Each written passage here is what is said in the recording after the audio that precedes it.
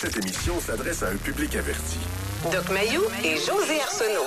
Au réseau Cogeco, vous écoutez Doc Mayou et José. Avec le Doc et José Arsenault. Bonjour tout le monde et bienvenue dans l'émission Le Doc Mayou et José. Hey Doc Mayou, j'espère que vous êtes en forme ce matin. Écoute, légèrement prêt pour un bar ouvert. Ah, c'est bien dit. On peut boire de tout dans un bar ouvert. Faut juste pas trop en prendre en même temps. Aujourd'hui, tel que demandé et désiré par de nombreux auditeurs, sujet libre. Comme dans le temps. Sérieusement, il y a plein d'auditeurs qui disaient ça. « Ah, c'est le fun, comme dans le temps. » Puis en tout cas, pendant 11 ans, 3/4, les vendredis, c'était toujours sujet libre, de 1995 à 2007. Excellent. Alors, oui, on a il y a deux sortes de sujets qu'on n'abordera pas. Ça commence bien, hein? Sujet libre restreint. Oh. On est dans une patinoire avec des bandes un petit peu plus proches à matin. Ben, en tout cas, c'est les mêmes bandes que d'habitude, là, mais on va les dire publiquement aujourd'hui. C'est ça la différence. Premièrement, dans l'émission, pour que ça intéresse le plus grand nombre de personnes, vous ne pourrez pas nous téléphoner pour vous informer sur votre médication. Parce qu'on va perdre tout le reste du monde. OK? Fait que ça prend des questions de votre quotidien, oui, etc. Et l'autre question, j'ai eu un meeting ce matin et on a décidé de le faire publiquement. Vous devez vous poser la question, comment ça qu'il n'y a plus de vendredi intime? Comment ça qu'on parle pas de sexualité comme avant? Comment ça? Ben, c'est parce que parmi vous, il y en a qui se plaignent. Puis ils se plaignent tellement qu'ils envoient des plaintes au CCNR, qui eux autres nous donnent des tapes ses doigts, puis ils peuvent nous faire perdre notre émission. Alors, on a décidé, nous autres, malheureusement, de faire des concessions. On va le dire comme ça. Malheureusement, c'est pour vous et moi, parce que moi, parler de sexe, ça m'a jamais embêté, vous non plus. Mais on va respecter le nouveau cadre de cette ère dans laquelle on vit, où on est extrêmement surveillé par des gens qui auraient besoin possiblement de psychanalyse. Mais en tout cas, c'est un autre dossier. Et on va faire en sorte de les écouter. Alors, ce matin, on n'ira pas dans la sexualité explicite, c'est bien évident. Oui. Alors, vous connaissez maintenant la raison. Puis, je trouve ça très intéressant de vous la dire ouvertement. Alors, le CCNR, c'est le Conseil canadien des normes de radio et télédiffusion. C'est un organisme qui a été créé par les diffuseurs pour s'auto-censurer. Et ça marche très bien.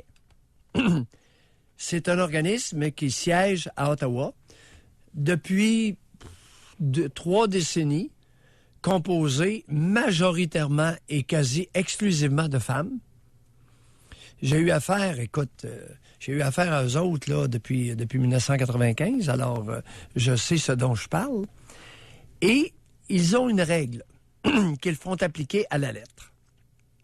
Il est écrit: il est interdit de discuter de sexualité explicite le jour sur les ondes de la radio et de la télé jusqu'à 21h, 20h le soir. Alors nous autres, on est en avant-midi en direct.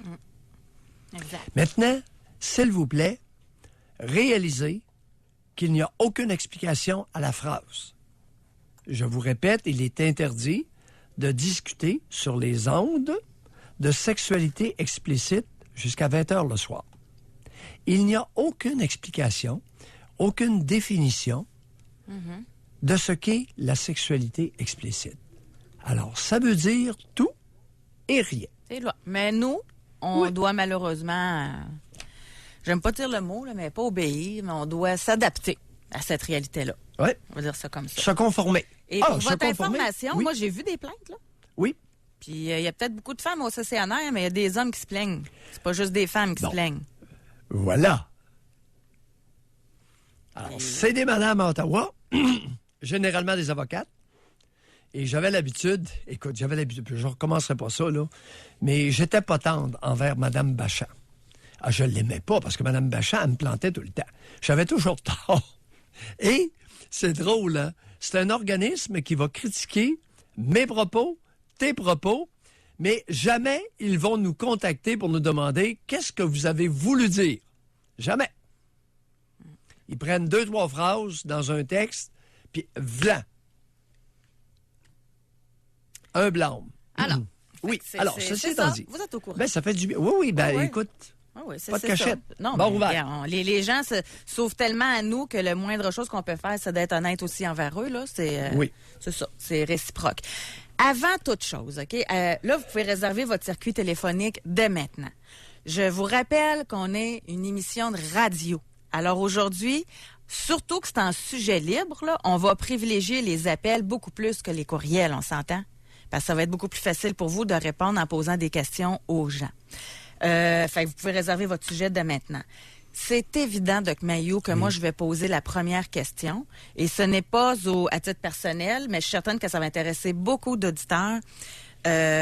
Comment vous avez vécu ça, vous, quand vous avez entendu l'extrait audio de Alexandre Bissonnette qu'on a pu entendre? Ça a été dévoilé alors qu'il parlait aux répartiteurs du 911. Ça a été quoi, vous, votre José, sentiment puis votre analyse de ça? Ouais, candeur oblige. Hier soir, après souper, Ghislain Morancy, que je ne connais pas, qui est supposément le responsable de Radio Ego, m'a envoyé. C'est drôle parce qu'il y a beaucoup de monde qui semble le connaître. Moi, je le connais. Je ne l'ai jamais rencontré. Il a signé. Je pense que c'est un passionné de radio. Là, fait que c'est en tout cas, dans le milieu de la radio. Il m'a envoyé l'intégrale de l'appel au 911, service de police, de Alexandre Bissonnette, environ une demi-heure, qui a suivi la tuerie à la mosquée de Québec. Je l'ai écouté, ça dure 50 minutes. Alexandre Bissonnette est un étudiant universitaire en sciences politiques. Une chance qu'il l'a dit, parce qu'on s'en serait jamais douté. Il est mêlé, il n'est pas cohérent, il est ambivalent, il est perdu. Il appelle le 911 pour que les polices viennent le cueillir. Il ne sait plus quoi faire. Il espère qu'il n'y a pas de monde qui a eu du mal puis qui a blessé personne. Ouais. Alors qu'il il venait de faire un massacre. Là. Et là, il était en route. Il nous apprend qu'il était en route pour Charlevoix pour aller prendre une marche dans le bois et se tirer une balle dans la tête. Eh bien, en tout cas, il y a une chose qui est claire. Il n'y aura plus de discussion suite à l'audition de cet appel-là, d'Alexandre Bissonnette. Ce n'est pas un terroriste. C'est un perdu. Et j'ai une réaction. Une question. Comment se fait-il que la couronne, le lendemain matin, qui était au courant de l'appel 911 et de l'état mental de cet individu-là, ne l'a pas fait voir par 2 psychiatres la journée même ou le lendemain? Surtout que c'était clair avec l'appel du répartiteur qu'il y avait de quoi qui tournait pas rond, là. Deuxièmement, comment se fait-il? OK, mais juste avant votre première question, à qui ça a servi de laisser croire la population, de laisser croire les gens que c'était un terroriste? À qui ça a servi, ça? Ça, c'est ma question à moi. C'en est une très bonne. Ouais. Comment se fait-il que la couronne a accepté un plaidoyer de culpabilité venant d'Alexandre Bissonnette, plaidoyer de culpabilité qui exige des prérequis. Que quelqu'un ait toute sa tête au moment du crime, sache ce qu'il fait et veuille ce qu'il fait. Une demi-heure après, supposément qu'il a pris de la boisson, il n'est pas dysarthrique. Il est mêlé. La dysarthrie, Mais boisson et Paxil, il a la misère à prononcer. mais les deux ensemble, là, ça peut pas avoir créé un tilt. Là. Comment se fait-il qu'à date, on ne nous ait pas informé du dossier médical d'Alexandre Bissonnette au moment de la tuerie? Il dit au répartiteur, « Je suis en maladie. » Oui. Y a-tu quelqu'un qui n'a pas compris ça? « Je suis en maladie. » L'autre, Simon Labrec, qui est vraiment excellent. Incroyable. Il était vraiment bon. Il était vraiment bon parce qu'Alexandre Bissonnette, à tout bout de champ, voulait se tirer une balle dans la tête. Alors, il était vraiment bon. Jure-moi que tu le feras pas. Puis, il était bon. En tout cas, toujours est-il que il lui a demandé C'est-tu un problème de santé physique ou mentale? Et là, ça l'a irrité Bissonnette. Oui. Il était pas content. Ah oui. Oups! Il était pas content, là, de se faire poser cette question-là. Tu sais, José, dans ma carrière de psychiatre, là, les patients, ils n'aiment pas ça, la plupart, de se faire traiter de malade mental. Et surtout dans les prisons. Se faire traiter de ce couple-là, Ouais. ils la trouvent pas drôle. Vous, c'est votre univers, là. Oui. Puis, mais moi, je trouve ça inquiétant, oui, mais en même temps fascinant, puis en même temps, je veux comprendre c'est quoi. Lui, là, il a planifié ça. C'est Ouais. organisé quand même, là. Oui, oui, oui. Tu sais, il s'est rendu sur place, etc. Oui.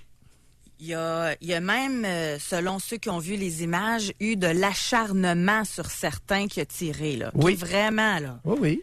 Je donnerai pas plus de détails. Mais, quelques minutes après, il part. Il appelle lui-même le 911. En tout cas, on sent qu'il est inquiet, qu'il y a eu des blessés ou quoi que ce soit. Fait que c'est comme s'il y avait un blackout total de ce qui s'était passé quelques minutes avant. Mais en même temps, il sait qu'il a fait de quoi de pas correct parce qu'il est sûr que les policiers vont y tirer dessus s'il sort de l'auto. Ah, c'est tout mêlé, exactement. C'est tout mêlé ou... Ben, j'ai écouté ça et sais-tu quel souvenir j'ai eu à l'esprit? José, en quelle année t'es né? 71. OK, t'as 71. Donc, en 85... J'avais 14. T'avais 14 ans. Est-ce que tu te souviens de la tuerie de l'Assemblée nationale par Denis Lortie? Ouais. Étais-tu assez vieille? Ouais, ben, pas pour tout le raconter en détail, là, mais je me souviens de l'événement. Bon, j'ai été psychiatre expert pour Denis Lortie, le responsable de la tuerie à l'Assemblée nationale de Québec en 1985. L'histoire de Bissonnette, l'appel de Bissonnette au 911 est quasi une copie collée de ce qui s'est passé du vidéo à l'Assemblée nationale entre Denis Lortie et le sergent Jalbert, le sergent d'armes Jalbert, Ouais. qui est employé par l'Assemblée nationale. Il y a un parallèle incroyable à faire entre Denis Lortie et Alexandre Bissonnette. Écoute, Denis Lortie, dans le vidéo, c'est un militaire, et à un moment donné, il place le tireur en haut. Il dit, tasse-toi un petit peu de ce côté-là, tu vas avoir un meilleur angle de tir. Le SWAT s'installait en haut. Il plaçait les gars. Mais c'était C'était capoté. En même temps, ça m'a fait penser... À un moment, parce que Simon Labrec, pendant qu'il parlait avec Alexandre Bissonnette, à un moment donné, il parle qu'il joue aux échecs, etc. Puis là, il dit, ça me tente de parler de ça. Il dit, OK, quel sujet tu veux parler? Il dit, c'est-tu stressant, être répartiteur?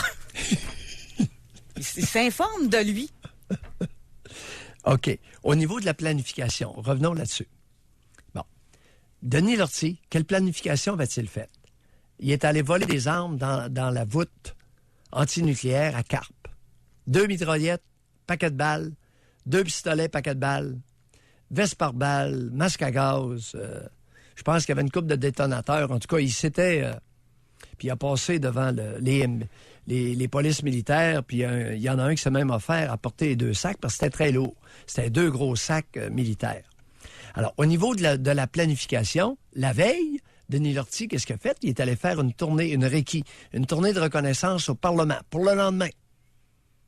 Ben oui, mais il était organisé. Oui, il était malade. Alors, il avait reçu une mission de Dieu, d'exterminer le PQ. Là c'est ça qu'on ne sait pas sur Alexandre Bissonnette. Ben oui, C'est puis on veut arrivé pas le comment? savoir. Moi, ce qui m'irrite là-dedans, c'est qu'on veut pas le savoir.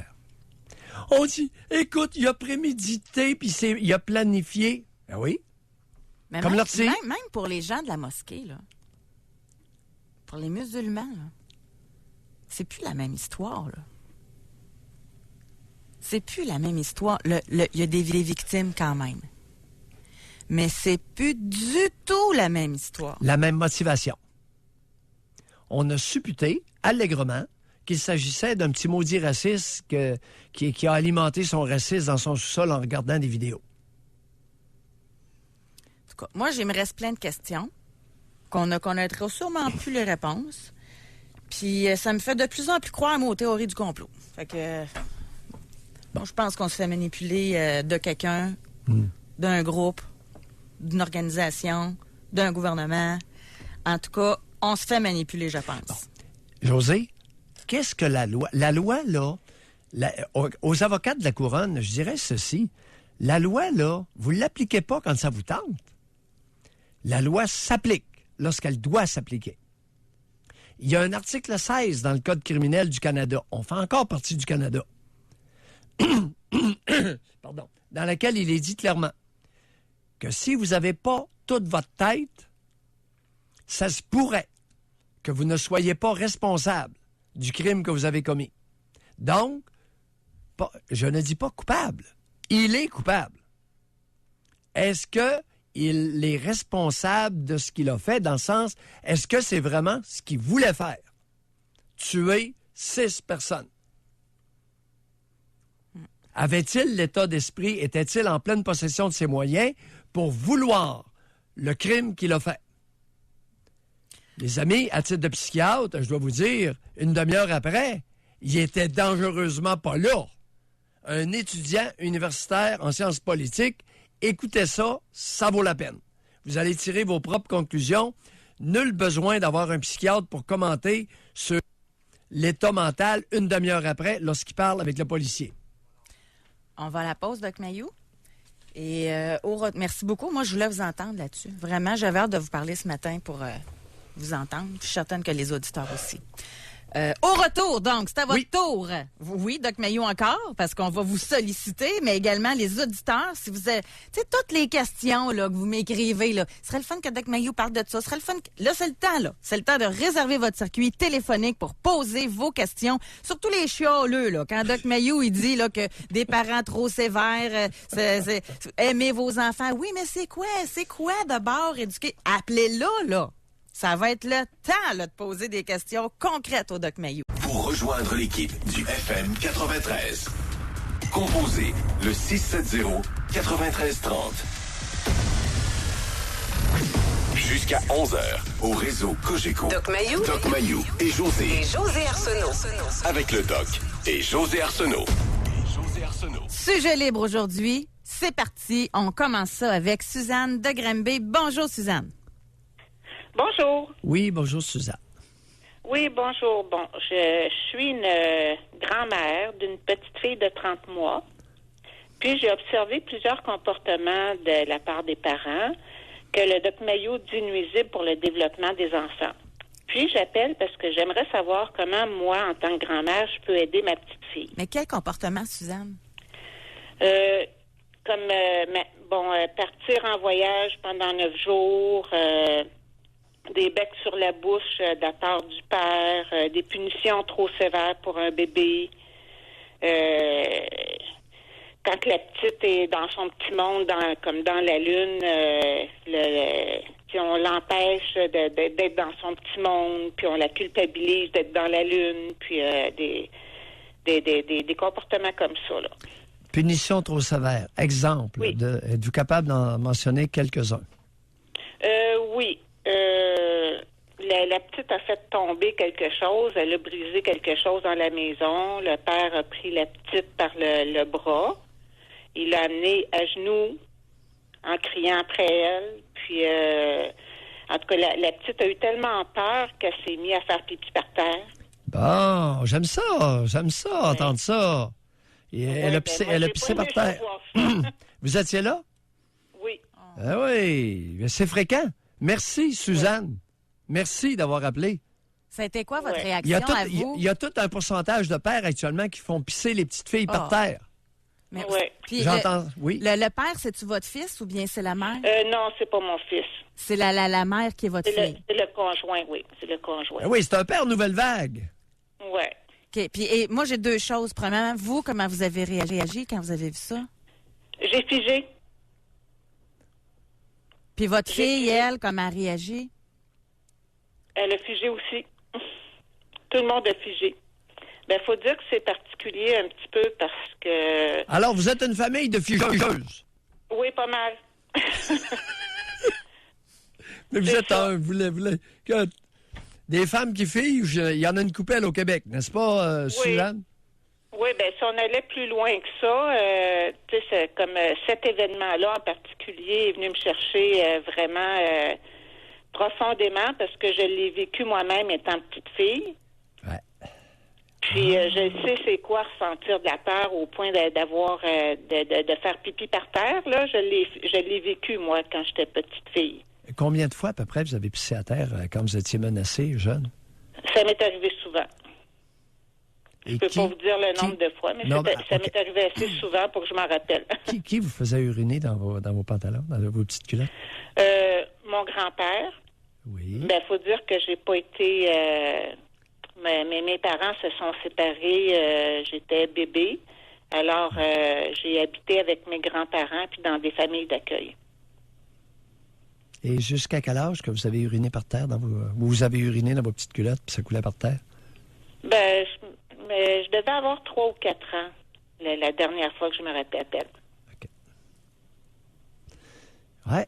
Et Suzanne, merci de le dire parce que c'est pire que jamais, ça l'a augmenté. Oui. Et il y a beaucoup de pères qui se livrent à ce jeu-là. Maintenant, pourquoi fait-il pisser par terre sa petite fille de 2 ans et demi? Ben, moi, je vois ça comme un contrôle maladif. Je peux pas vous le dire. Justement, je m'attends à ce que vous me disiez. Non, attendez un peu. Votre grand-père, pourquoi il vous faisait pisser dans vos culottes? Je ne sais pas.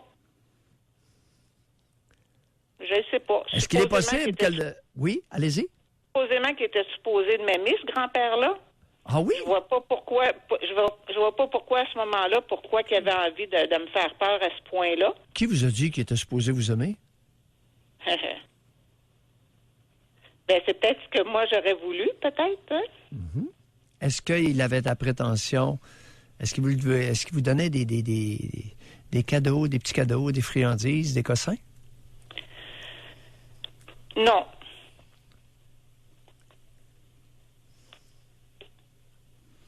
Et quelle était la réaction de votre grand-mère quand il vous faisait pisser par terre? Elle appuyait mon grand-père. Oh, et pourquoi?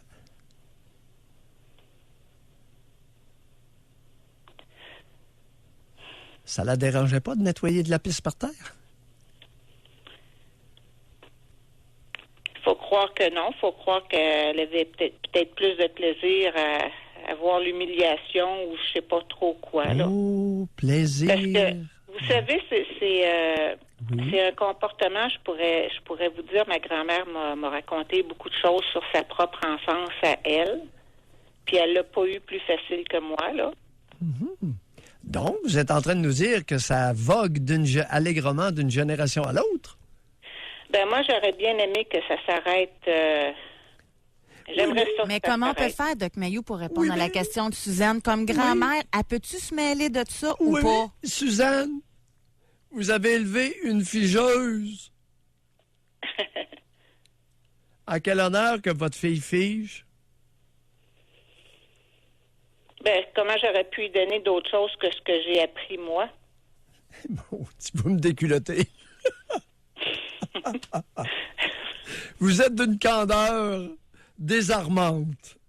Ouais. Ben oui. Bon, on doit se quitter, mais on fait quoi, là, Ben, Doc? c'est ça. Écoute. Il est trop tard? Non. Ben, écoute, la mère fige. Ben, les femmes figent. Alors, le genre fait la pipe et le beau temps. Ouais. Mais avez-vous un bon lien avec votre fille pour y jaser? Comment vous vous sentez de voir ça aller? Ou... C'est difficile parce que dès qu'on amène un commentaire, moi puis mon conjoint, ils sont vraiment très susceptibles. Ils veulent absolument pas être remis en question. Ben oui. Puis c'est ça. Puis Quel âge a puis, votre fille? Quel âge a votre fille?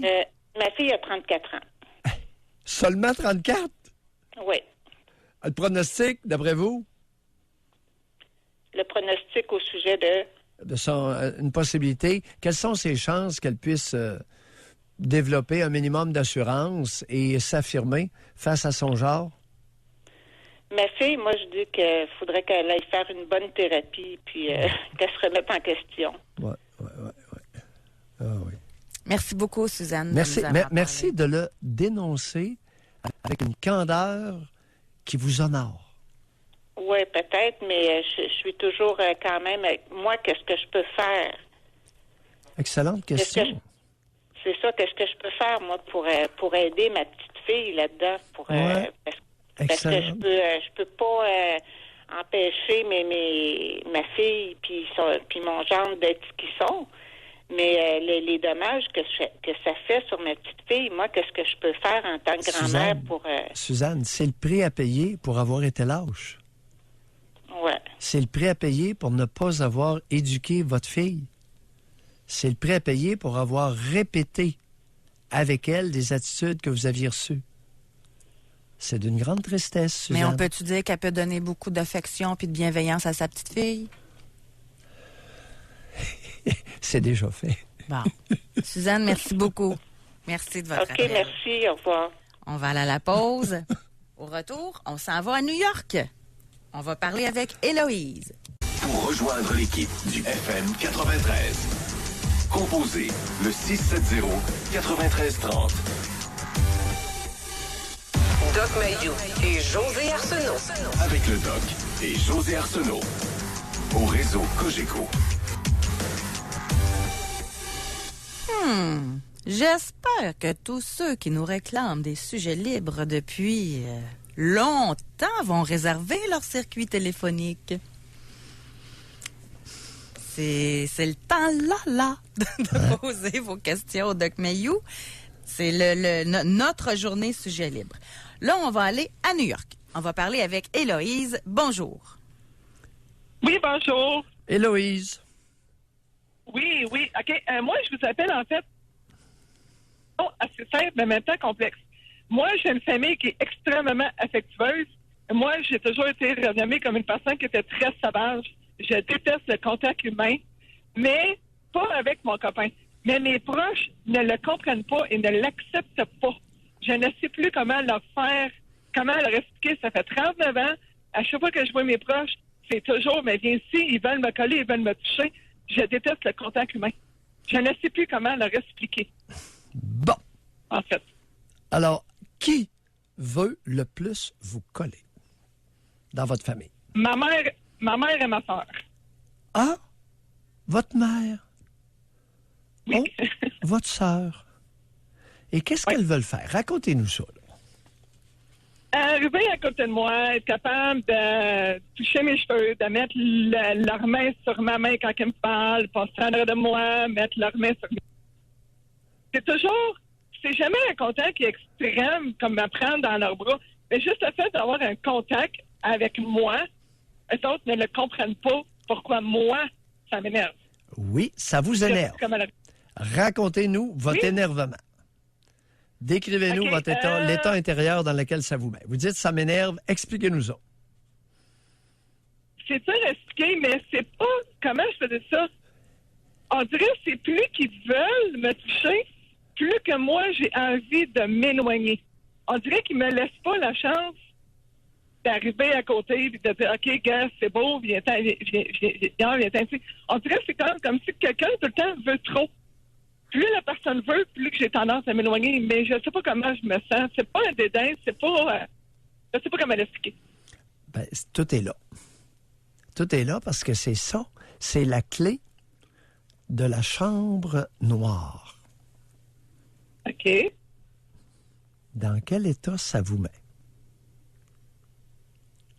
Ça m'énerve, ça me stresse, c'est une pression. C'est carrément ça. Je sens une pression constante.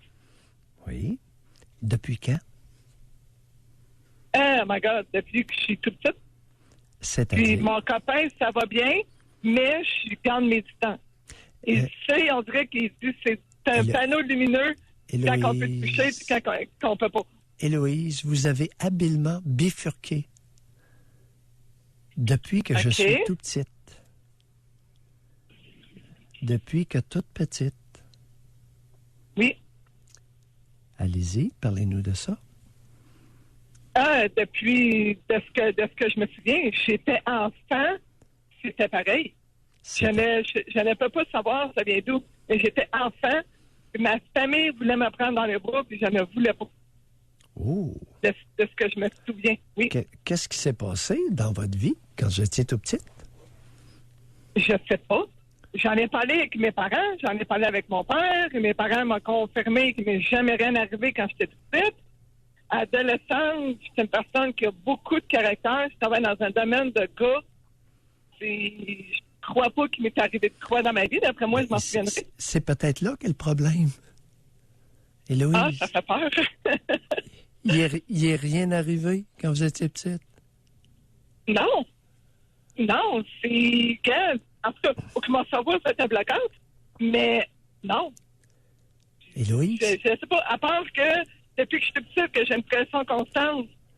Chez mes parents, c'est peut-être ça qui réagit en sorte qu'aujourd'hui, c'est pas le monde au complet. Est-ce qu'il est possible qu'il soit rien arrivé de bon entre votre mère et vous quand vous étiez petite?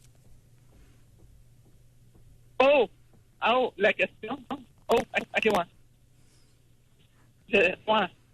Mais d'après moi, peut-être que je peux voir, c'est que j'ai une sœur jumelle. Ma sœur jumelle, c'est complètement le contraire de moi. C'est une petite poupée, c'est une petite princesse.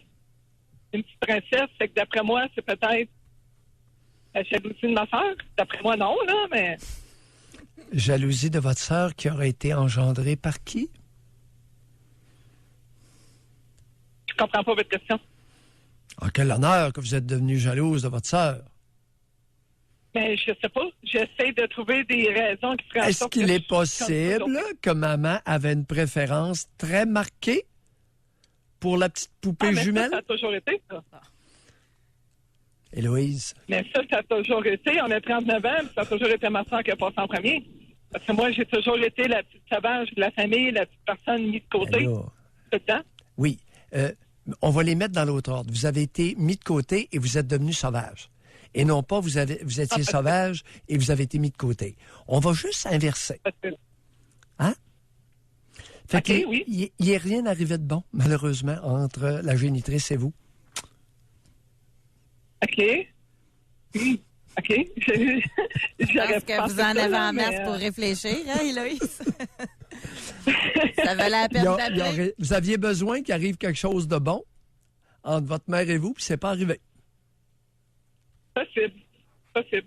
Bye. Merci Je vais beaucoup. réfléchir à ça pendant ma journée jusqu'à temps que je revoie ma famille. Merci, Héloïse. Parfait, merci. Au revoir. Bye. Il n'est jamais rien arrivé. On est d'accord avec elle. Il n'est rien arrivé. Elle a préféré la jumelle qui était belle comme une catin. De l'extérieur, là. Tu sais, on vous voit aller, là, puis on dit, ben là, c'est clair, franchement. Mais quand t'es dedans, puis que tu le vis toi-même, c'est pas évident. Non. On va parler avec Bruno, qui nous appelle de Trois-Rivières. Bonjour, Bruno. Oui, bonjour. Bruno, Oui. on vous écoute. Bon, moi, j'ai un sérieux problème, là. Et puis, le problème remonte à longtemps. Je pense que j'ai cette affaire avec une croqueuse de diamants qui se trouve être la mère de ma fille. Je sais même pas par où commencer, là. Elle est rendue qu'elle va commencer l'université. Et puis... Laquelle qui va commencer l'université, la fille ou la mère qui va débuter l'université? La fille. Oui. La fille. Et moi, c'est ça, je viens de Laval. Elle va aller à l'université à Trois-Rivières. J'ai acheté une maison à Trois-Rivières. Je l'ai toute équipée. Et puis, la mère de la fille, garde la terre est trop petite pour nous deux, là. Parce qu'il s'est passé tellement d'affaires entre nous autres, là. Et puis, c'est ça. En réalité, elle devait commencer l'université en janvier. Et puis, moi, j'étais dans la rénovation de la maison ici. Et puis, le jour de Noël, elle m'appelle. Il est genre 4h30. Ma fille m'appelle. J'étais en train de peinturer pour libérer le premier étage pour qu'elle puisse s'installer.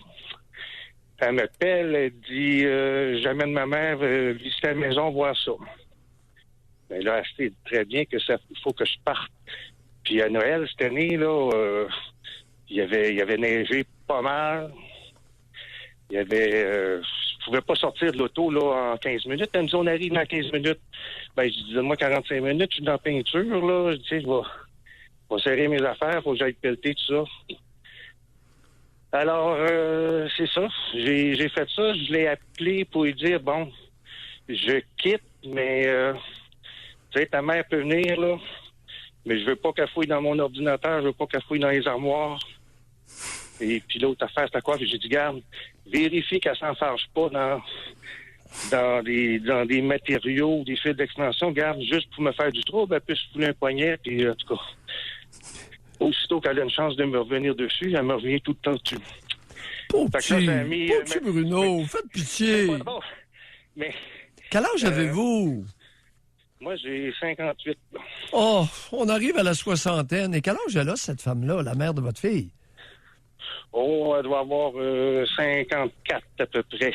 Et qu'est-ce qu'elle fait de bon dans la vie? Qu'est-ce qu'elle a fait? Dans quoi elle a œuvré, la mère de votre fille? Elle travaille dans une université, dans la bibliothèque, à Place des Livres. Technicienne en bibliothéquimie, là. Oui, technicienne en bibliothèque. Oui. Et moi, je suis à la retraite. Mais, en tout cas, là, ça a mis un froid entre ma fille et moi. A décidé 2 jours après, ben là, ils ont décidé de ne pas venir. Ça l'a tellement fâché, ce que j'y avais demandé. Ça a fâché votre fille ou sa mère?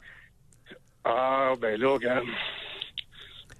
Ça serait difficile à dire. En tout cas, ma fille m'a dit que c'est elle, ça a fâché, ça y a fait de la peine. OK. Bon. Combien de temps vous avez vécu avec la mère de votre fille? 3 ans. Oh, 3 ans seulement. Oui. Oui, on s'est rencontrés, regarde, faire une histoire courte, là. Allez-y. On s'est rencontrés, on a eu 3 rencontres, c'est rien passé. Pas de sexualité, puis ça, moi, regarde, c'est bien rare que ça m'est arrivé, là. Fait que je me suis dit, c'est une bonne fille, Non, attendez un peu. Là, qu'est-ce qui est rarement arrivé, là? Vous m'avez perdu. 3 rencontres, rien. Non, moi, je sortais, je travaillais, là, quand j'étais jeune, là. Oui. Mettons, là, de 20 ans à 35 ans, là. Je travaillais, puis je sortais. Puis quand je sortais, ben, je récoltais, mettons. Bruno. Régulièrement. Bruno, malheureusement, on n'a pas vraiment tant de temps que ça. Moi, j'ai une question pour vous. C'est quoi votre question exactement pour Doc Mayou? C'est quoi que vous aimeriez régler ou comprendre? Vous avez de la peine parce que votre fille est moins proche de vous? Elle a choisi sa mère? Ouais, c'est quoi? Là, regarde, je suis rendu au point que, regarde, la maison, là, regarde, je pense la revendre, là, tu sais. Puis que, tu sais, qu'elle s'occupe, oui. Vous l'avez pas l'affaire. Les relations interpersonnelles, c'est probablement votre point le plus faible de votre construction, de votre concoction. Hein? Vous ne l'avez pas. Oui. Puis vous ne l'avez jamais eu. De 20 à 35 ans, pour se vanter de récolter le premier soir, ça, là, c'est de la vantardise d'hommes à peine sortis des cavernes. Oui. Malheureusement, au niveau de l'intimité, vous ne l'avez pas. Ce que je voulais vous expliquer... Oui. Ce que je voulais... En tout cas, regarde, ce serait trop long. Mais oui. Vous n'êtes pas capable de vous ramasser. Vous n'êtes pas capable de vous regarder comme vous êtes. Vous êtes malhabile sur le plan relationnel. Vous êtes pourri. Un peu d'humilité, cher Bruno. Vous l'avez jamais eu. Vous n'avez jamais eu de respect pour l'autre. La croqueuse de diamant. Mais oui, une croqueuse de diamant. Écoutez, même une femme honorable, vous cherchiez à la copuler le premier soir. Non, mais et vous vous en vantez en plus. Non, je me suis sûrement mal exprimé. Ce que je veux, en tout cas, là, vous me désarçonnez un petit peu, là, mais... Ben, j'espère. Comment ça te temps, 58 ans? Vous avez agi tout croche toute votre vie. Non, on n'en rajoutera pas, Doc, là. Ce qui est arrivé avec cette femme-là, c'est qu'à un moment donné, après 3 ans, elle m'a demandé un diamant. Ça veut dire qu'elle voulait se marier. Oui. Moi, j'ai échangé ça contre des vacances. Oui. Parce que je n'étais pas prête à me marier, parce qu'il y avait une couple de petites affaires qui ne marchaient pas gros. L'année d'après, elle est revenue, j'ai encore échangé ça contre des vacances. Bruno, Est-ce qu'elle Ensuite était de belle? ça, Ah, voyons ça. Arrêtez, là, vous vous calez, là. Vous devenez Non, misérable, non, non. là. Non, c'était pas une beauté. Le garde était normal, là. Le sexe était normal. Pour ça, vous l'avez pas Mais marié. je me disais que c'était une bonne fille quand même. Puis à l'âge que j'avais, je voulais me placer, je voulais avoir une famille. Bon, à l'âge Mais que je j'avais, voulais pas marier. tanné... Hey, écoute, Bruno, à l'âge que j'avais, tanné d'être nono, je voulais en trouver une qui était mieux que Mais moi. non. Mais juste pour compléter, là, si vous aviez eu du sexe le premier soir, ça n'aurait pas continué, vous n'auriez pas voulu avoir un enfant Non, avec elle? regarde. Le fait de ne pas avoir de sexe le premier soir, je me suis dit, c'est une bonne fille, c'est sérieux, c'est bon, puis... Bruno, OK? Bruno, Mais arrêtez là, ça. att- Arrêtez Non, ça, c'est là. important. Laissez-moi juste une minute pour vous dire le point important. Parce qu'on va passer des étapes, mais un coup qu'elle a été enceinte, puis que l'enfant a été bien accroché à 3 mois, les relations sexuelles ont arrêté. Je me suis dit, ça peut être normal. Il y a certaines femmes ils doivent pas aimer ça. Fait que j'ai patienté. Quand l'enfant est venu au monde, il n'y en a pas eu plus. Bruno, Oui. êtes-vous capable d'écouter? Oui. Non. Qu'est-ce que j'ai essayé de vous dire? Disons que vous avez écouté, là. Bon. Qu'est-ce que j'ai essayé de vous passer comme message? Que faudrait que je travaille mes relations interpersonnelles. Ah oui? Comment? Regarde, c'est juste avec cette personne-là que je n'ai pas de bonnes relations. J'ai des amis, Avec votre fille, ça va bien? ça va pas bien à cause de la mère. Ben oui, pas à cause de vous! Non, c'est pas à cause de vous! On avait, ma fille, on a été OK, Bruno. oui. Oui, vous avez un problème. Écoutez, le respect de l'autre, vous ne l'avez pas trop. La capacité de vous rapprocher, d'établir un lien intime, vous ne l'avez pas. Alors, il vous manque pas mal de choses, là. OK? Bye. C'est beau, Bruno. Fais pitié, C'est Marie. peut-être juste un plein problème de d'hommes comme ça. communication. Là. On n'en mettra pas trop ses épaules, on ne le mettra Comment? pas à terre. Là. C'est peut-être juste au niveau là, d'être clair dans ses idées. Là. Ah, non, c'est pas un problème de communication. Il parle trop. Non, il communique beaucoup trop, Bruno. Il n'est pas capable de se taire et d'écouter l'autre. Il n'est pas capable de respecter l'autre. Il n'est pas capable de bien Okay, se faire à on va 58 arrêter ans. là, là. On va aller à la pause, Doc Mayou. Au retour, on a plein de gens qui ont des questions pour vous. Alors, on se dépêche de la pause pour revenir. Pour rejoindre l'équipe du FM 93, composez le 670-9330. Doc Mayou et José Arsenault. Avec le Doc et José Arsenault. Au réseau Cogeco.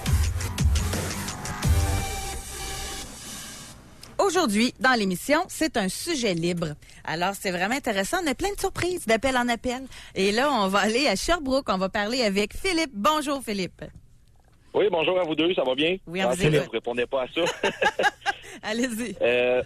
Oui, moi, dans le fond, j'ai vécu la maladie puis le décès de ma conjointe, puis ça a été en compagnie de personnes très, très, très difficiles.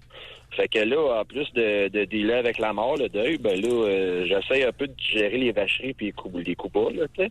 Tout d'abord, Comme j'aimerais quoi- savoir, est-ce que vous aviez des enfants ensemble? Donc, on n'avait pas d'enfants, on était conjoints depuis 6 ans. OK, parfait. Puis, elle est décédée de quoi, votre conjointe? C'est une tumeur au cerveau. OK.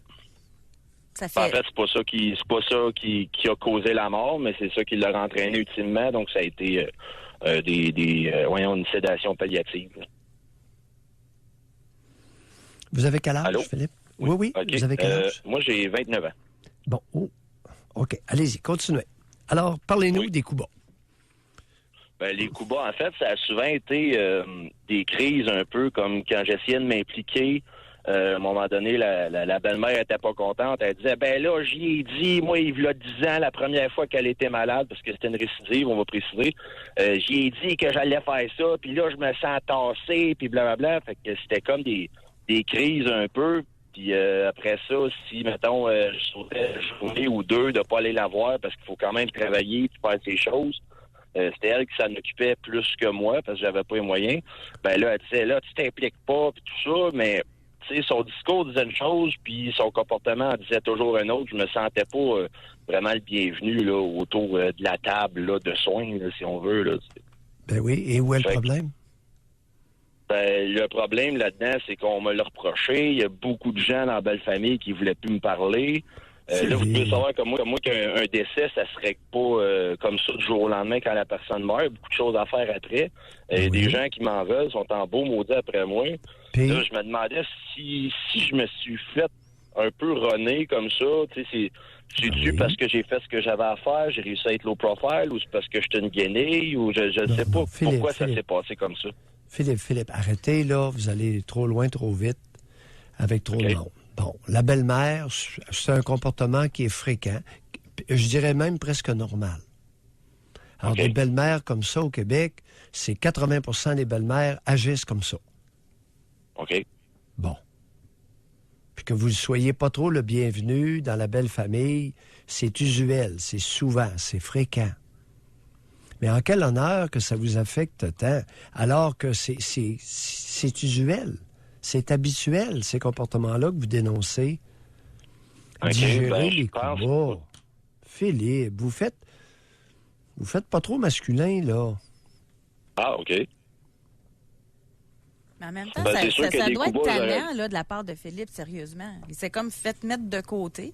Ben oui, mais puis, c'est normal. Ce sont des clans familiaux qui ont des liens, et il y en a qui sont plus ou moins xénophobes, qui laissent difficilement entrer des étranges. Après 6 ans. Puis là, c'est quoi les problèmes Mais non, qui perdurent, après 6 ans, Philippe? oui. Ben, les problèmes qui perdurent, c'est qu'au niveau de la succession, ça semblait... j'ai l'impression que ça va être difficile parce que ces gens-là m'en voulaient, puis on aurait dit qu'ils voulaient s'accrocher à des choses. Ben oui, puis... Okay. Ça fait combien de temps qu'elle est décédée, là, votre conjointe? Là, ça fait presque 2 mois. Bon, OK. Ah, c'est tout nouveau. Et qui est l'exécuteur? Oui, qui est l'exécuteur testamentaire? C'est quelqu'un c'est quelqu'un de bien, là, heureusement. Non, par rapport, qui est l'exécuteur testamentaire par le lien de famille? C'est un ami, c'est un notaire, c'est un membre de la famille? Ben, je veux pas trop en dire trop non plus, mais c'est un membre d'une famille d'un autre côté où c'est que ça va un petit peu mieux. Okay. Bon, ben c'est elle qui avait choisi ça. Et est-ce qu'elle avait des biens un peu, votre conjointe? Bon, on n'avait pas tellement grand-chose, là. Non, elle, vous êtes vivant. C'est pas, on n'avait pas grand-chose. Non, c'est des effets personnels, là. Okay. Des guenilles. Quoi, par exemple? Regardez bien, là. On va faire l'exercice. C'est tellement fréquent, Philippe. Je vous utilise un peu, là. Bon, c'est quoi les breloques et les guenilles qu'elle laisse, là? Ben, je veux bien jouer le jeu, mais moi, ces breloques ne m'intéressent pas tant que ça, là. Mais c'est bijoux, linge, tout ça, là. Avais-tu des assurances? Oui, mais j'avais rien à voir là-dedans. Okay. Non, une assurance vie de combien, à peu près? Pas d'assurance vie, elle n'était pas assurable parce qu'elle était malade depuis quand même assez jeune, depuis la fin de l'adolescence. Fait qu'il n'y aura pas de grosses chicanes pour grand-chose, finalement. Les breloques, les cossins... pas vraiment, mais il était fâché que j'avais pas été là. Il y avait des attentes qu'ils m'avaient pas nommées, puis il était en maudit, puis ils m'ont un peu fait passer pour Philippe, un portefeuille. Des attentes que j'avais pas nommées. Vous avez pris ça où? Non, des attentes qu'eux ne m'avaient pas dit, je veux dire. Oui, des attentes qu'eux ne m'avaient pas nommées. Vous avez pris ça où, ce langage-là? J'ai repris le langage de la travailleuse sociale qui m'a dit ça à l'hôpital. Hey, je l'ai-tu le flair? Philippe, je savais que j'allais vous faire rire. Philippe, le langage féminin, là, on n'en a pas besoin. Je pense qu'on peut avoir un langage masculin adéquat. Hein? Oui, tout à fait. Le langage de la travailleuse sociale, là... Fait que vous, dans le fond, là, Doc Mayou, c'est vous spécialiste, là, mais moi, je vous écoute, puis je me dis, quand tout ça va être réglé, là, vous regardez, vous les laissez en arrière, puis vous regardez en avant, il me semble. Vous aurez pu à faire eux autres, vous n'avez pas d'enfants, vous n'avez pas... C'est pourquoi vous êtes fait attraper là-dedans. Est-ce qu'il y a un homme près de vous qui a de l'allure? Ben oui. Bon, on va se concentrer là-dessus, puis on va laisser Madame la travailleuse sociale tranquille. Ouais, bon, je l'ai vu une fois, puis elle m'a dit ça, là. C'est juste ça, mais... Oui, on va la laisser tranquille, d'accord? C'est un conseil que je vous donne. Et on va se tourner légèrement vers un homme qui a de l'allure, en qui vous faites confiance. OK. Fait que là, moi, tout ça, y a-tu du danger que ça m'empêche un peu de continuer ma vie, puis que ça me fasse... ça me torture assez longtemps, non? Non, le danger et la torture va venir de votre enfance. OK. Ben, moi, je suis presque sûr que ça m'a dérangé qu'elle en fasse autant, cette femme-là, qu'elle en fasse autant trop, parce que ma mère, c'était pas quelqu'un qui en faisait énormément. Là. C'était quelqu'un de bien tranquille là-dessus, sur le maternage, puis sur tout ça. Là. Une femme assez dure à lever debout, mettons. Là, fait que peut-être que le contraste m'a un petit peu fessé, puis c'est pour ça que ça m'a dérangé autant, qu'elle soit aussi intense. Là. Voilà. C'est intéressant. Voilà, par Bon, comparaison. c'est une bonne piste, ça. Oui, c'est une bonne piste. OK. Bye. Merci, OK, Philippe. merci, bye. Merci. Moi, je trouve ça extraordinaire, vraiment, là, que Philippe, 29 ans, prenne la peine de se poser toutes ces questions, de regarder des pistes. C'est hot, là. Moi, je trouve ça super encourageant pour la société.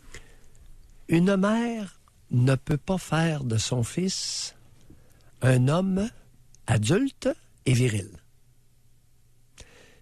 Une travailleuse sociale va avoir beaucoup de difficultés à faire d'un homme un individu adulte et viril. On va la pause là-dessus. Et au retour, on va se dépêcher de revenir parce qu'on a plusieurs questions pour vous. Pour rejoindre l'équipe du FM 93, composez le 670-9330. Doc Mayou et José Avec Doc Mayou et José Arsenault. au réseau Cogeco. On va aller tout de suite au téléphone en ce vendredi sujet libre exceptionnel. Chantal nous appelle de Trois-Rivières. Bonjour Chantal. Bonjour, ça va Chantal, bien? on vous écoute. OK. Bonjour, ça va bien? Oui, on vous écoute. OK. Regarde, moi, j'appelle parce que moi, je voudrais comprendre. Moi, j'ai un problème avec la famille à mon chum. Mon chum m'a annoncé l'année passée que sa mère, vu que moi, j'allais plus chez eux, sa mère, elle avait recommencé à lui donner des becs à la bouche. Ça se faisait depuis qu'il était tout jeune. Et elle avait arrêté quand j'ai commencé à sortir avec, qui me dit. Puis là, depuis que il y avait... ça marchait plus, ben là, c'est ça. Excusez, j'ai de la misère à m'exprimer, je suis pas habituée. Oui. On va y aller juste tout d'abord pour tracer un peu le portrait. Ça fait combien de temps que vous êtes avec votre conjoint? 23 ans. Ça fait 23 ans et vous avez quel âge l'un et l'autre? Il va avoir 50 ans, puis moi, je vais avoir 51. Puis ça fait combien de temps que sa mère a recommencé à l'embrasser sur la bouche? Je te dirais, ça fait 3 ans. Parce que ça fait 3 ans que j'ai coupé les ponts avec sa famille. Puis même sa soeur, elle a débarqué ici, elle a crise, puis elle a traité mon chum de pas de couilles, puis elle a pogné les couilles. Parce que moi, j'ai dit à mon chum, j'aimerais mieux que ta famille reste chez eux, parce que moi, je suis plus capable. Là. Je suis tannée, puis les picossards, tout ça, j'aimerais plus les voir. Pas de suite. Puis elle l'a pas pris, ça l'a débarqué chez nous. Puis là, elle a tombé dans la face à mon chum. Puis elle dit, toi, t'as pas de couilles. Puis il a pogné les couilles. J'ai ouvert la porte parce que j'ai entendu beding badang. Puis elle était rendue dans le parterre, puis elle tenait. Là, j'ai dit, je vais appeler la police. Puis elle dit, appelle la police. Parce que j'étais beaucoup sénère, là. Je pouvais pas croire que ce que je voyais, parce que pour moi, c'est pas normal qu'une sœur fasse ça, là. Moi, on a eu des chicanes avec mon frère. Puis j'ai pas connu ça, des affaires comme ça. Chantal? C'est ça que je voudrais comprendre. Regardez, pourquoi, là, non. que... Chantal, il n'y a rien à comprendre. Non. Il y a tout à accepter ou à ne pas accepter. Alors, vous êtes gentille d'appeler et de nous révéler des comportements d'une classe sociale au Québec, et c'est pas rare. Ah non? Ah non! Puis votre conjoint, lui, il dit quoi du fait que sa mère l'embrasse sur la bouche? Ben, il a resté surpris parce qu'il l'a appris. Il écoutait votre émission, il s'en venait de travailler. Puis moi, ben, j'écoutais l'émission, puis il m'a appelé, il m'a dit qu'il finissait plus de travailler, puis il m'a demandé ce que je faisais. Moi, j'ai dit, j'écoutais votre émission parce que je l'adore, votre émission, en passant. Puis c'est là qu'il m'a appris quand il est arrivé à la maison. Moi, une chance, j'étais assis, je suis tombée à terre, parce que là, j'ai pogné quoi qui me dise, ma mère, elle me fait ça.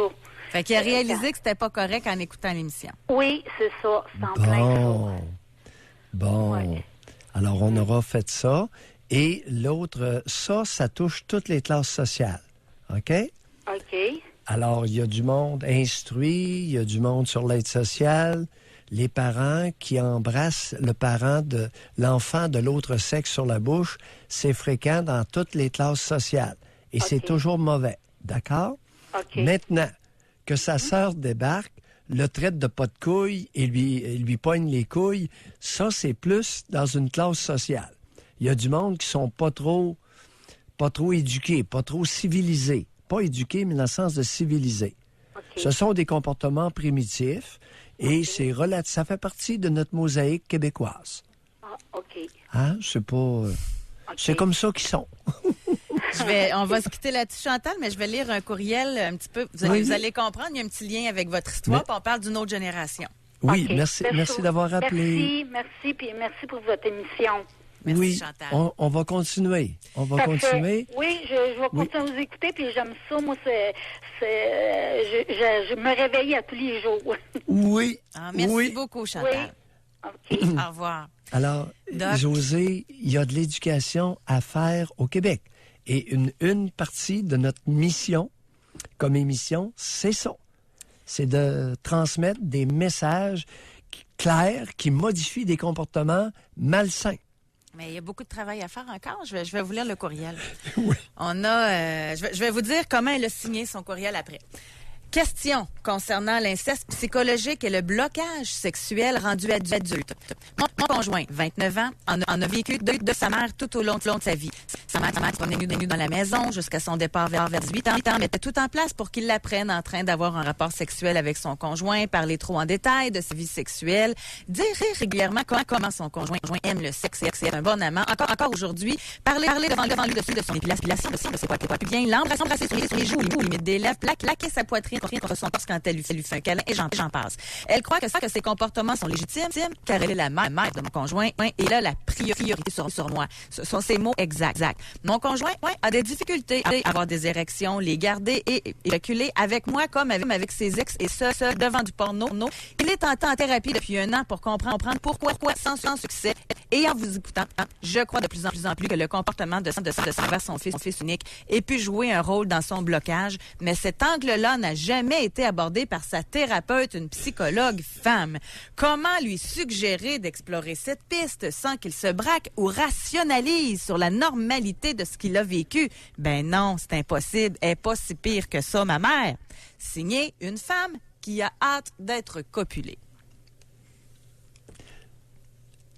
José, c'est complet. Très complet. J'ai rien à rajouter. Ben oui, juste répondre à sa question. Est-ce qu'elle pourrait suggérer, est-ce qu'elle pourrait appeler la psychologue? Est-ce qu'elle pourrait suggérer à son conjoint cette piste-là? Malheureusement, non. Ça revient à ce que vous aviez dit tantôt à notre auditrice Chantal, c'est à accepter ou à ne pas accepter? Qui ne dit mot consent? Oui. Alors, nous allons à la pause là-dessus et nous allons revenir avec Dave de Québec. Pour rejoindre l'équipe du FM 93, composez le 670-9330. Doc Mayou et José Arsenault. Le Doc Mayou et José, c'est le Doc et José. Au réseau Cogeco. Dave de Québec a une question pour vous, Doc Mayou. Bonjour, oui. Dave. Bonjour. Good job au Doc Mayou. Vous êtes vraiment bon. Ma question est simple. J'ai eu un accident d'auto en 2004. Oui. Et suite à ça, en 2010, j'ai eu une dépression assez longue. Au moins, je peux compter 5 ans. Up and down tout le temps, avec anxiété très, très fort. Aujourd'hui, j'ai de la médication. Là, aujourd'hui, ça va bien. Ma question était que, est-ce que dans mon accident d'auto avait le diagnostic d'une commotion, pas si grosse que ça apparemment, mais j'en ai eu une. Est-ce que la commotion a un lien avec la dépression? Ça pourrait, Dave. Je devrais tout étudier minutieusement votre dossier médical et vous examiner avant de répondre à votre question qui est très légitime. OK, parce que j'ai également perdu l'audition de l'oreille droite suite à la collision. Oh, ça a brossé, Dave. Un tonneau? Non, endormi au volant, avec pas d'alcool. Cependant, c'était la première question que les policiers ont parlé. Ouais. J'ai pogné un ponceau en béton armé. Oh, ça l'a arrêté d'un coup sec? Ça l'a arrêté là, terminé. Ça l'a arrêté là? Et c'est des gens qui m'ont sorti de ma voiture. Ouais. Perte d'audition d'une oreille. Vous êtes fait brasser la canisse, comme on disait? Hein, la tête vous a brossé solide?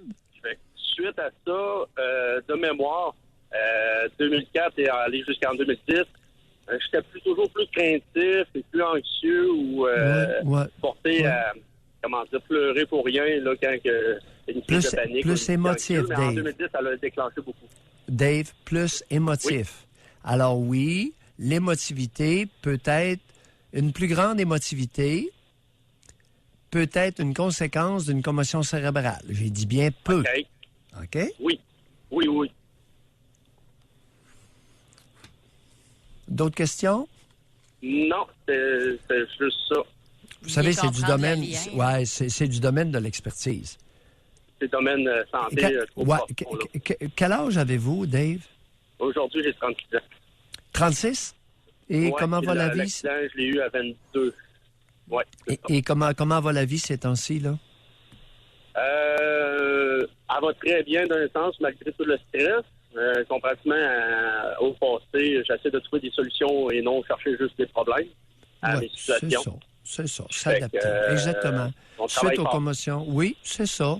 Travailler, essayer de compenser les troubles de mémoire, les troubles. Exactement.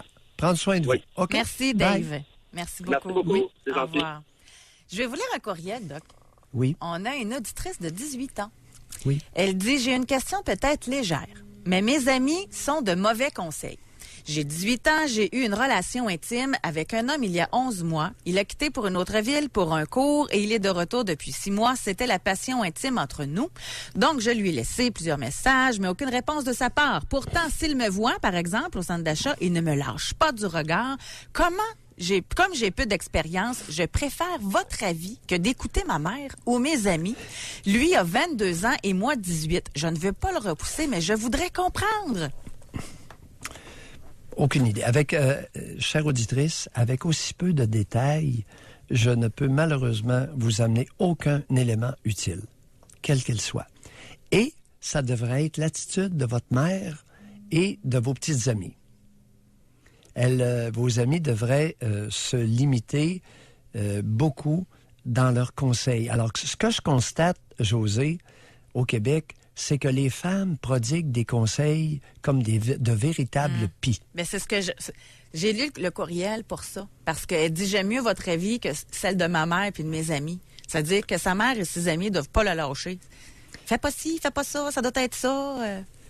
On n'a aucune idée. Ouais. Parce que, vous savez, l'intimité se vit souvent sans témoin. Chère auditrice, vous savez ce qui est arrivé. Nous ne le savons pas. Il y a des choses que vous nous dites et il y a des choses que vous nous dites pas. Rapidement, on va parler avec Audrey de Québec. Bonjour, Audrey. Bonjour. Audrey. On vous écoute. Oui, bonjour. Oui, moi, ma fille, elle a un diagnostic de bipolaire avec un trouble schizoaffectif. Ça fait 5 ans que ça a été diagnostiqué. Puis il me semble que depuis ce temps-là, est-ce que c'est normal que... On dirait que la médication, ils ne trouvent jamais la bonne médication. C'est toujours des hauts et des bas. C'est ça. Vous savez, que c'est normal? Audrey, oui. C'est fréquent. Alors, la psychiatrie, les diagnostics psychiatriques sont malheureusement difficiles à faire. Il n'y a pas de test objectif. C'est pas comme une radiographie d'une fracture. C'est un diagnostic se fait suite à un examen clinique et ça a ses limites. La psychiatrie n'est pas une science exacte. Et dans bien des cas, c'est pas facile. Souvent, le diagnostic n'est pas meilleur que la qualité, l'habileté du clinicien. Alors, un bon clinicien, plus de bons diagnostics. Clinicien moyen, beaucoup de diagnostics moyens. Mais pourtant, elle est suivie par un psychiatre. Là. Elle a eu 2 psychiatres. Là, puis présentement, j'ai justement appelé dernièrement sa psychiatre. Et puis, est-ce que c'est normal qu'elle rapporte mes propos? J'ai l'impression qu'elle les a rapportés un peu croche, ce qui fait que ça a encore coupé les ponts avec ma fille. J'ai l'impression. Ouais. Audrey. Vous savez, on peut être un professionnel et vraiment garder sa pleine nature humaine. Oui. Vous êtes poli un matin? Bien enrobé. Hein? Ah, t'as Bon. Alors, on y va tranquillement et prudemment, Audrey. Votre fille a quel âge? 27. Ouais, c'est pas toujours comique. Alors, la maladie psychiatrique, surtout lorsqu'on parle de schizoaffectif, de schizophrénie, c'est pas facile. Elle vit avec vous, hein, c'est ça? Non. Non? Non. Est-ce que vous vous en occupez pour la peine? Je paye le psychologue, j'aide beaucoup, mais je veux pas trop aider parce qu'il faut qu'elle se responsabilise de par elle-même. En a-t-elle les capacités? Oui. Vous êtes sûr de ça? Non. OK. À discuter. Si ce serait intéressant d'essayer de voir la psychiatre quelques minutes après une rencontre avec votre fille pour lui demander jusqu'où c'est réaliste de responsabiliser votre fille. OK? Mais la psychiatre me dit qu'elle est capable de travailler, qu'elle est capable de subvenir à ses besoins. C'est ce que je posais comme question. Mais ma fille, étant donné que la psychiatre... Pardon? Oui, ça, c'est l'opinion de la psychiatre. Vous, votre opinion, est-ce que votre fille est capable de travailler et de subvenir à ses besoins? Oui, mais c'est une artiste. Oh? On doit se quitter là-dessus. Merci beaucoup, Audrey. Bye, Bonne Audrey. chance pour le futur. Bye. C'est ce qui Oui. complète notre émission. Merci à vous. Merci, Doc Mayou, d'avoir répondu aux questions en ce vendredi de Sujet libre. Passez un bon week-end, tout le monde. Moi, je lance l'invitation. Je suis au Salon du Livre de Québec en fin de semaine. Alors, venez me dire bonjour si vous passez par là. Merci beaucoup à William à la mise en onde. Merci beaucoup à Olivier à la recherche. À lundi. Bye-bye. À lundi. Doc Mayou et José. Soyez là lundi, 9h30, pour une autre édition du Doc Mayou et José. Au réseau Cogeco.